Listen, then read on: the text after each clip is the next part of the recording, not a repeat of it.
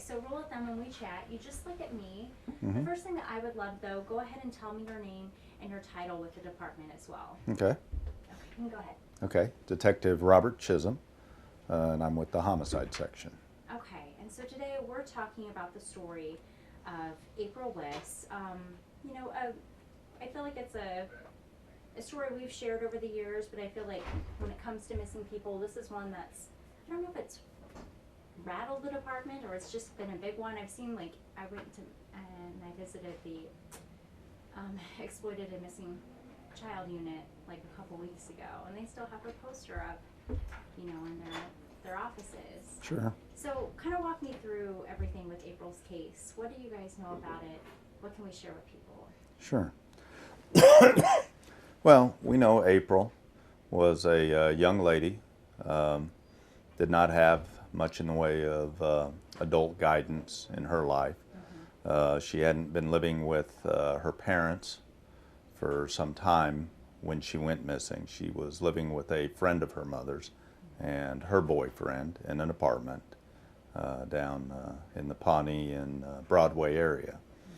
We know April had a number of different boyfriends, had some issues with substance abuse, spent time on Broadway, going to different locations along there, whether the motels, some of the stores, but she'd meet different people and befriend them, and then just that's how she lived her life. We know around January 12th, she was at the apartment where she'd been staying. Her roommate went to bed, and when she woke up, April was gone. There was no sign of any type of disturbance, as if somebody would have come in and taken her, or there was any problem that occurred at the apartment, and it just appeared she'd left. She left money for rent, and she was never seen again, apparently.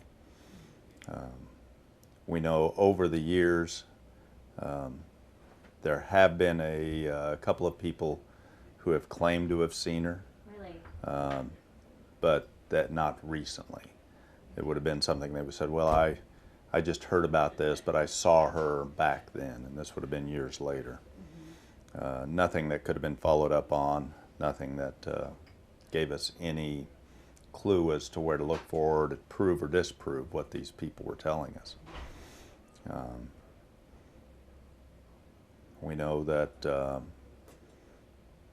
like I said, she had a number of different, I guess you could call them boyfriends, relationships. We interviewed quite a few people, including most of the young men who she had been dating in the time period leading up to this. People she had just met and people she had known for years. And nothing? Nothing. None of them had seen her, heard from her, since probably right around that time period. Another friend was at the house the night she went missing, but had left earlier. Okay. And this was a time where cell phones were not near as Prominent as what they are, sure. yeah, they weren't there. People were still using pagers and home phones, and she operated off of a pager primarily. Okay. Yeah. And by the time the homicide section became involved in this investigation, it was probably 3 weeks after she went missing. The Exploited and Missing Child Unit worked on it for the first 3 weeks, and then they involved us. But by that time, any messaging, anything like that would have already been gone from the pager system. Yeah. It was, I think back in those days, they maintained it for maybe 24 hours. So much of that was gone. Over the years, we've received tips from her mother, from some other people, and followed up on those tips, and we have not had any luck proving any of these tips to show that it was actually April that was seen. We know that, as you mentioned earlier, there are posters of her that are still out there. She's still, I believe, on the national, The Center for Missing and Exploited Children. yep, Yeah. on their website. I think there have been people that have done some of the artwork to try to let people see what she might look like they've done today. Updates. They have. So that's all out there, but we don't receive any tips on a regular basis. When was But- the last time that you all did get a tip on April's case? Has it been a while? I would assume it has. But I don't It's know. been years. I know the last one I talked to was a young lady who claimed to have seen her in Las Vegas. Oh, really? But that would have been back, it was within a year or two of her going missing was when she had seen her. But this was only maybe 4 years ago that the young lady called me. So, Wow. so yeah, like I said, there would have been nothing for us to do to go back to find video or do anything to try to track her down. She couldn't even tell us for sure exactly what casino she saw her in. And at this point, we do have DNA of April, and that has been entered into a national database. So if somebody were to find her, whether alive or dead, we would be able to confirm through DNA that it is her. But we have not had anything that has come up that would connect her to any found unidentified remains or any people that we've come across. Is there any hope with this case at all? I mean, it's just, I feel like it's been cold for so long, like nothing's happened much. I mean, other than, you know, that occasional person coming forward and saying, oh, I kind of know, or something. Sure. And in this case, in most cases like this, I always believe there's some hope. Yeah. We don't have anything that tells us anybody did anything to April. There's, like I say, no sign of disturbance, no known injuries that were occurring to her. The relationships she was in were pretty shallow, I guess you could say. Sure. Nothing that showed a extreme, history of domestic violence or of abuse from any of the men that she was seeing. And the fact that we have not had any contact with her, it can kind of go both ways. Sure. But if she was locally here, I think usually when we have people go missing here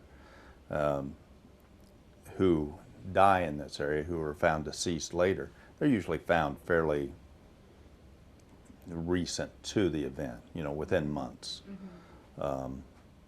And nobody has reported anything like that to us. We have not found any remains, not just here, but anywhere in the country that I know of. Yeah. The database her DNA is in, they also put in the DNA of unknown remains. So they try to make connections that way. So yeah, I believe there's hope. That's good. I know at the time she was supposed to testify in some sort of trial, like a rape trial or something. Yes. Is there belief that there's a connection, or did you all? I'm sure you all have looked into a possible connection to that. What did you all find, or is there anything that you can share that you found? The young man that was involved in that was in custody at the time that she went missing. Okay. There were a number of other victims and witnesses in that case. None of them reported having any problems with anybody, any concerns. She was the only one who was not able to be located. Okay. Prior to that, she had not been a very cooperative witness in that case. So, yeah, we did not find anything that would make us believe that her disappearance did have anything to do with that case. And with other cases, like where someone might have to testify or something, not just saying that that's why she left, but is it unusual for someone to not show up or go missing before something like this, or before something like a trial, or whatever? I don't know if whatever. Sure. I'm just trying to think It's not unusual that we have to go out and find witnesses. Sure. for whatever reason, and not just in domestic cases. Yeah.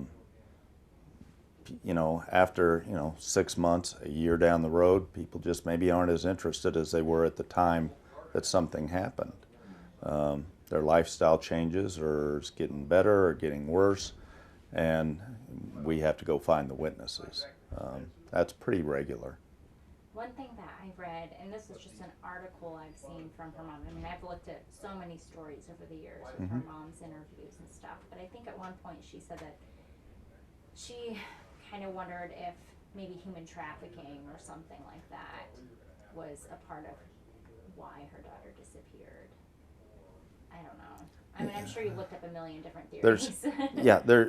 There's theories that can abound everywhere. Yeah. Whether she was forced into a situation, or whether she intentionally, put herself into the situation. If she was dealing in human trafficking, prostitution, any of the, the other illegal activities that can happen in any of the small parts of the community that cater to that.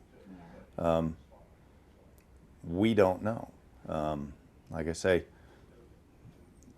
there's nothing that's shown up as far as her being arrested anyplace else. To our knowledge, she hasn't had any law enforcement contact that would put her in the system that would connect her to being April Wiss. So, it's very difficult to say. When did that DNA, do you remember what year, like, that became when her DNA was collected and put into the system, or I'm not quite sure if that's the way to term it. We collected it as soon as the homicide unit got involved. That was one of the first things that we had people do, was go out and collect items of hers that would provide us with her DNA. We did take DNA samples from her mother, so that we would have that also. And then that system, I think it's at North Texas State University, is where the program's in place, has been there for some time, for quite a while. And so it was fairly recent after she went missing. Okay, yeah, I was just curious. I mean, these stories, I mean, there's just so many, when I was talking with the Exploited and Missing Child Unit not that long ago, I mean, they handle so many cases of people who go missing, of teenagers who go missing every year. Sure. And then, certainly a lot of those cases get resolved, but then there's cases like this that have just been there for so long. Yes. Is there a next step for you all? We keep doing the same things that we do. I mean, it's very much hands-on type of police work. We run her name through different databases to see if maybe she did show up and we just didn't get notified, if she'd been arrested at some point. Sure. We check the databases that contain the unidentified remains that have been found throughout the country. And we look at those to see if there's any similarities, anything that might lead us to believe that possibly this could be April. And then if that hasn't been compared to the DNA we have, then we arrange for that to occur. We do things like this. Yeah. We talk to the media. We try to So keep it important. active with NCMEC, keeping the posters out there. There's lots of people who go online and see these websites for missing people, and that can help us. We follow up on the tips we get. Yeah, I mean, when we started this, I initially just pitched it to my boss as the series and said, I know that whenever we share something on any missing person, it just seems like everybody wants to get involved in some shape or form. Even if they don't know anything, they want to share and they want to help that process. And I know we've shared April's story, just a short version of it, earlier this year, and I mean, just so many people just intrigued, and so many people remembering the case too.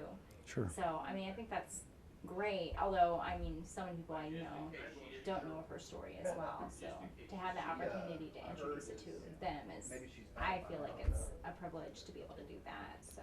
Well, and the opportunity you have to continue that story, to keep it relevant, Yeah. is, you know, we hope every few years somebody does come along and do this and do it again and do it again until it is resolved. But otherwise, it is old history, and there's a lot of it. Like you said, I mean, there was a lot that was reported on and that could be looked at in the past. But if we can keep people interested, then that does help us.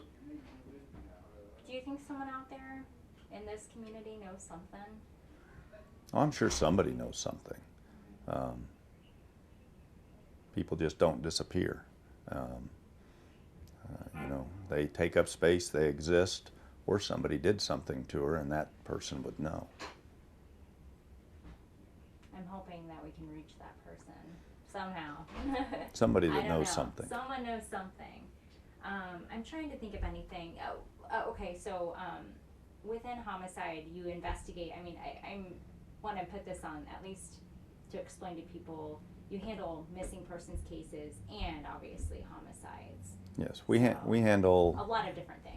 a lot of different things, and one of them is missing adults.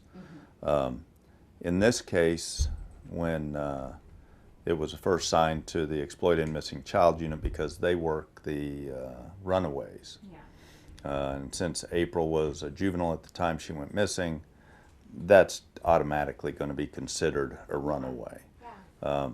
After they had looked at it, like I say, for 2 to 3 weeks, the concerns that there was something more to it than just April running away caused the supervisors to bring us into it also, just to give it a different look, bring different resources into play. Yeah. But no, we work missing persons cases on a regular basis, and the majority of them are people who want to not be contacted by whoever's looking for them. And that doesn't usually last 18 years, but there have been some that have gone a significant amount of time before we find them. Sure. How big is the staff, I guess, within the homicide unit or handles these kind of cases? Do you have like a good number? We have 6. Six, okay. There's 6 detectives assigned to the homicide section. Okay. But when we have something that comes up, whether Sure. something like this or a homicide, we throw a lot of manpower at it. In this case, early on, had a significant amount of manpower. There were probably anywhere from 6 to 8 of us doing very little else between EMCU and the homicide section, but working on trying to figure out what happened to April. Yeah. And you were there, when did you start everything with this? Was it from the get-go? From when they first came to homicide in February of Yeah. 2000. Yeah. Yes. Yeah. And I think my last question for you is just what would it mean to you to be able to close this case? Finding whatever resolution it is, whether she's alive, whether she's dead, what would that mean for you? For me, what it does is it gives me the satisfaction, I guess you could call it, of at least giving the family that knowledge, that closure, knowing the answer. There may just cause other questions to be asked that maybe never get answered, but at least they have that resolution. They know where she is or what happened to her as far as is she alive or dead. Okay. Well, I'm trying to think of anything else to ask. I think Sure. that rounds up pretty much all of my questions. Is there Okay. anything else that you think is important to add?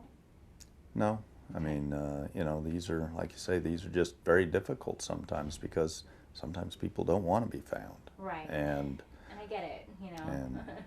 and it's very difficult for us to, you know, it's hard for someone to hide. It takes resources or the desire to make big changes in your lifestyle to just completely disappear. So you know, it makes it difficult. Like you say, you asked if I have hope, and I do, because we haven't found her. So that in itself gives me some hope. So. Well, hopefully one day. I'm Yeah. telling you. I mean, like